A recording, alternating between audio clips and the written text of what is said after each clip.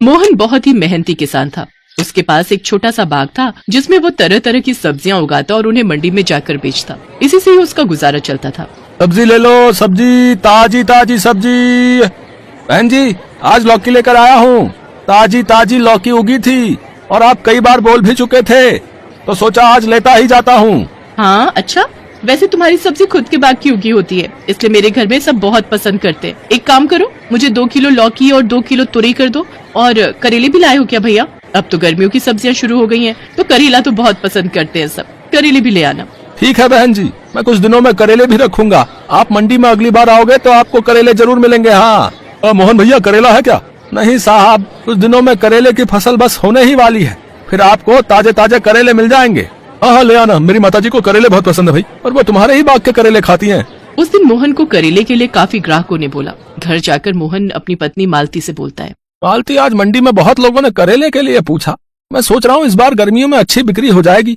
Season की सब्जी है और अच्छे पैसे आ गए तो इस साल गुड़िया के लिए भी कोई अच्छा लड़का देखकर उसकी शादी कर देंगे। करेले काफी बढ़िया और ताजे उगाए हैं, बस इस बार तो हमारा करेला बहुत बढ़िया दामों में बिक जाएगा। बस तुम ठीक कह रहे हो जी, तुमने बहुत सही किया कि इस बार करेला उगा दिया। बस अब तो उन रुपयों से गुड़िया की शादी कर दे तो हमारी सारी चिंताएं दूर हो जाएंगी। अरे कोई घर पर है? मोहन, अरे ओ मोहन।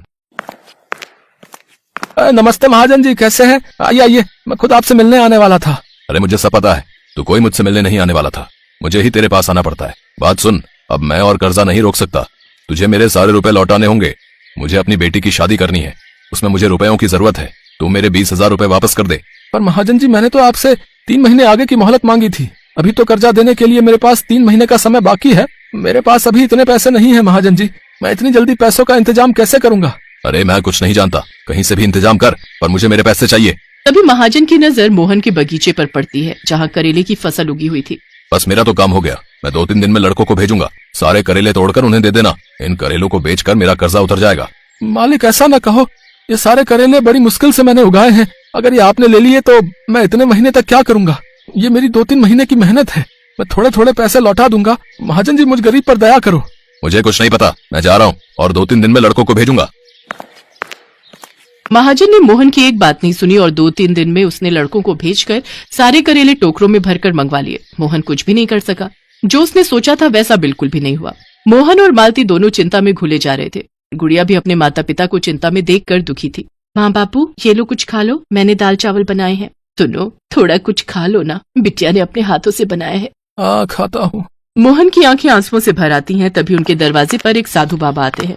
बाबा को कुछ खाने को दे दो, बहुत भूख लगी है। माँ, दाल चावल तो इतने ही थे और पतीले में नहीं रखे। बिटिया एक काम कर, इसमें से थोड़े चावल अलग करके बाबा को दे दे। बापू, अगर मैंने ये चावल बाबा को दे दिए तो आप भूखे रह जाओगे। घर में और चावल नहीं रखे बापू। कोई बात नहीं बिटिया, बाबा को ऐसे द्वार से खाली लौटाना भी तो ठीक नहीं, तू उन्हें ये दे आ। गुड़िया भी थोड़े से दाल चावल साधु बाबा को खाने के लिए दे देती है। साधु बाबा वहीं द्वार पर बैठकर भोजन करने लगते हैं। बाबा, आप ये खाओ, मैं आपके लिए पानी लाती हूँ। सुनो जी, ये लो, आप थोड़ा मेरे में से खा लो। क्या सोचा था और क्या हो गया मालती? मैंने सोचा था इस बार अपनी बिटिया के हाथ पीले कर देंगे, पर मुझे क्या पता था कि महाजन मेरे साथ ऐसा करेगा। करेले की फसल से बहुत उम्मीद थी, सोचा था करेले बेचकर अच्छी बिक्री हो जाएगी, पर महाजन ने हमारे कमाई के सारे रास्ते बंद कर दिए। ग्राहक करेला मांग रहे थे, क्या करूंगा? अब तो फसल उगने में भी 2 से 3 महीने लग जाएंगे, कुछ समझ नहीं आ रहा। मोहन की बातें वो साधु बाबा सुन रहे थे। वो मोहन से बोले, बेटा, भगवान तुम्हारा भला करे, तुमने आज मुझ भूखे का पेट भरा है, अपने भोजन का निवाला मुझे दिया है। जीते रहो बेटा, चिंता मत करो, आज रात की बारिश के बाद कल नया सूरज जरूर उगेगा। इतना कहकर साधु बाबा वहाँ से चले गए। उसी रात बहुत तेज आंधी तूफान और बारिश हुई, जिससे मोहन के पूरे बाग में पानी भर गया। पर अगली सुबह जब मोहन उठा तो उसने देखा तेज धूप निकल आई है और उसका बाग करेले की फसल से भरा हुआ है। पूरे बाग में करेले ही करेले भर गए हैं। मोहन को साधु बाबा की याद आती है। मालती, साधु बाबा के शब्द मुझे अब समझ में आ रहे हैं। उन्होंने कहा था कि रात की बारिश के बाद नया सूरज उगेगा। ये सब क्या है मालती? हमारा पूरा बाग करेले की फसल से भरा हुआ है।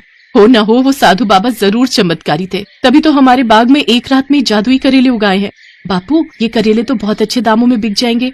हाँ बिटिया, ये ताजे ताजे करेले बहुत बढ़िया दामों में बिकेंगे। सचमुच साधु बाबा हमारे लिए भगवान के भेजे हुए कोई दूत बनकर आए थे, जिन्होंने हमारी सारी चिंता दूर कर दी। मोहन खुशी खुशी बाग में से सारे करेले तोड़ लेता है। उसके सारे करेले सब्जी मंडी में बढ़िया दामों में बिक जाते हैं। उस दिन मोहन को खूब मुनाफा होता है। कुछ समय बाद मोहन और मालती एक अच्छा लड़का देखकर धूमधाम से गुड़िया की शादी करते हैं। अब मोहन जब भी अपने बाग में कोई सब्जी उगाता तो उसे हमेशा अच्छा मुनाफा होता।